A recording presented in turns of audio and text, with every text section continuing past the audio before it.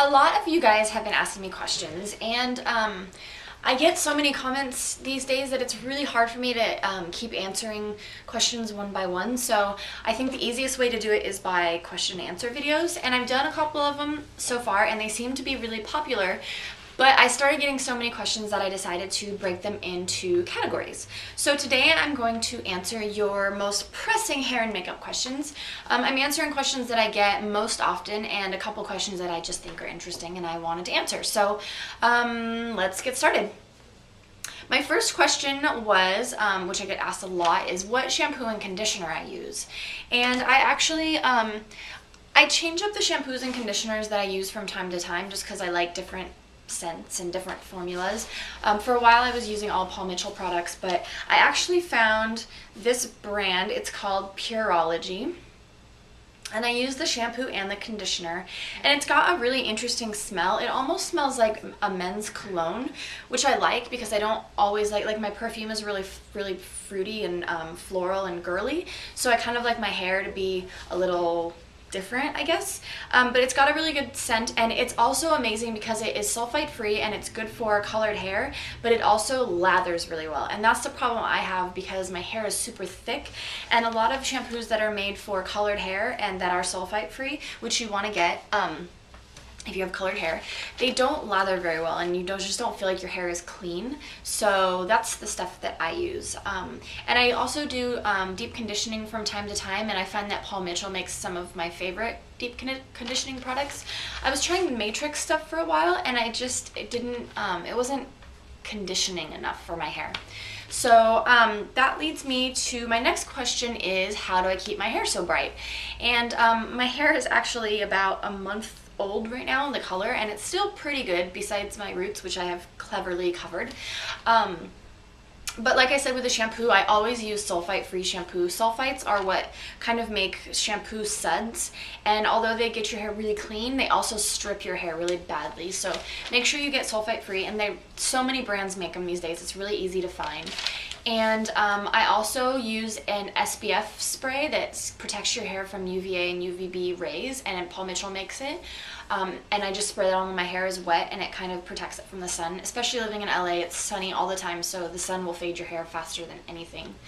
And then lastly, I only shampoo my hair every other day at the most. So it just depends on if it's a week where I'm just wearing my hair in a ponytail every day, I'll shampoo my hair on the third day.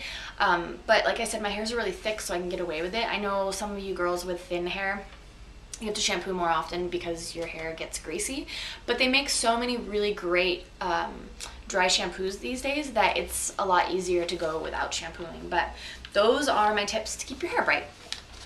And then I was also asked what brand of color I use, and if you guys watch my In the Salon video, you can see all of the products that I use, but I figured I'd answer it here too. I use my colorist, she uses all Paul Mitchell products, so she uses Paul Mitchell color as the base, and then she also uses Paul Mitchell, what's it called?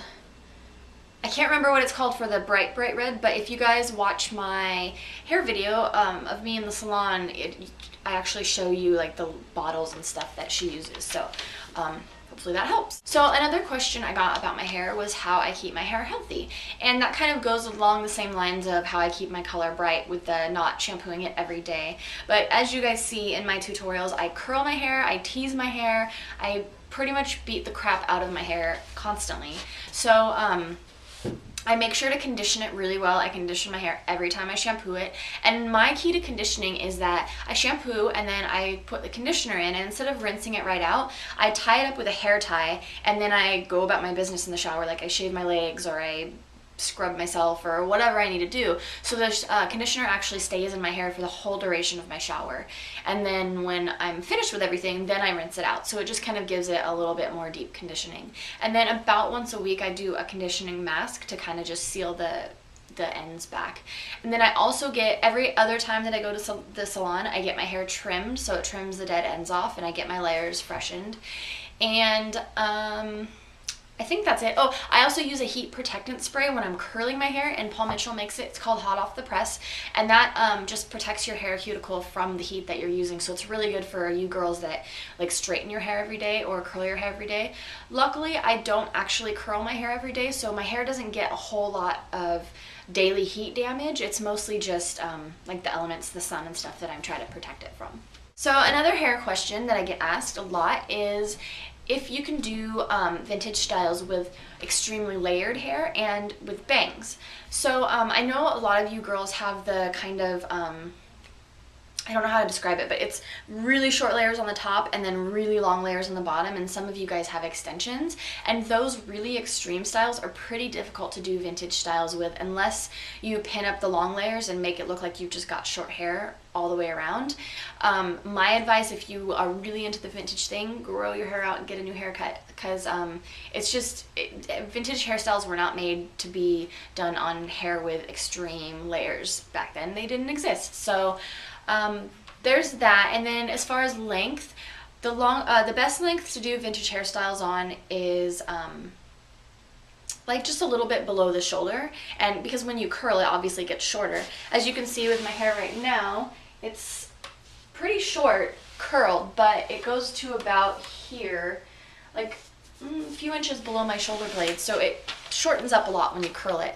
And then I get girls who have short haircuts that want to know if they can do vintage styles, and my advice is that as long as it is below chin length, so about here, you can do the styles. Like if you want to do like a Marilyn Monroe style, you can do that with short hair. It's just you have to have enough hair to work with. So there's that. And then with your bangs, if you have bangs that are like eyebrow length, you can just work them into your vintage styles. Like the bangs I have right now are easy to do with like eyebrow length bangs, but if you have shorter than that, like if you have Betty bangs or V bangs or any of that, my advice is just to work around your bangs. Just leave them alone when you're doing vintage styles. Like if you do victory rolls, just leave your bangs down and do all the styles behind them. It's just as cute. I mean, it's not as authentic in most cases, but you gotta work with what you got. So that's my advice.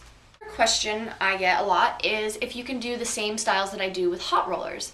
And you absolutely can. I just prefer to use a curling iron because I feel like the curling iron gets hotter than hot rollers, so the curl lasts a little bit longer. But I know these days they make so many awesome curlers and hot sticks and stuff like that. It's just I haven't really played with them much. But Lisa Fremont Street, she does styles with hot sticks and they come out great. So it's just a matter of what you prefer, really. You can pretty much achieve the same thing with hot rollers that you can with a curling iron. It's just the technique of brushing and pinning and all of that business. So it's really up to you what you guys want to use. And then also, if you want the style to last longer, like the style that I have right now, the curl would probably last me through the day as long as it wasn't super humid and I wasn't like dancing or doing something crazy where I got sweaty.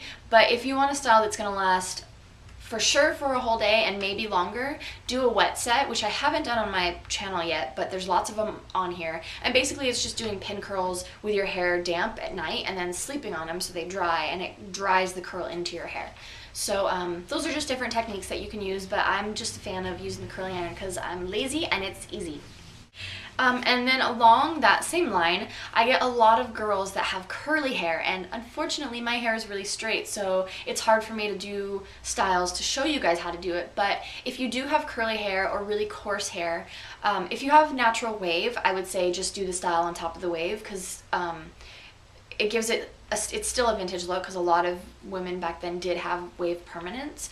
But if you have really curly hair, like corkscrew curly hair, or really coarse hair, or if you have African American hair or just strange textures, I would say flat iron your hair first and then start from the beginning of curling your hair, because if your hair is super curly and then you curl it on top of that, your textures are going to be working against each other and your combs aren't going to be as smooth.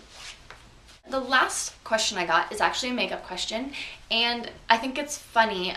Somebody asked me how often I do not wear makeup, and I'm not sure if it was asked to know how I keep my skin clear or just out of curiosity, but I don't wear makeup probably 40% of the time. I work in the film industry, so it's kind of, I guess, appearance based, so I definitely wear like you know, my base makeup every day, like mascara and foundation and eyeliner. I don't wear lipstick every day. I definitely don't wear a full face like this every day. I really only do my makeup like this when I'm doing like tutorials or photo shoots or going to events or shows, things like that. I'm not a fake eyelashes every day kind of girl. I don't mind being natural. I'm not afraid to be. I don't go to the gym with a full face of makeup on. And as you guys have seen in my videos, like I'm okay with being makeupless in my videos.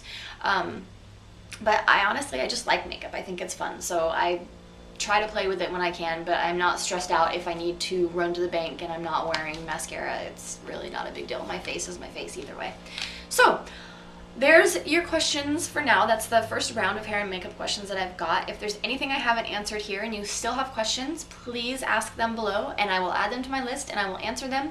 Very happy to help you guys. I do get a lot of people that still send me emails and ask me like really detailed questions, and it's really hard for me. I try to answer them as best as I can, but like I said, I get so many comments and questions and I'm trying to answer everything and also trying to live my everyday life and work and do all that. So I'm trying to do these videos to help answer these questions so that they're not just sent into the universe and not answered. So anyways, I hope it helps you guys, and thanks for watching and thanks for asking questions, and yeah, thanks for the support.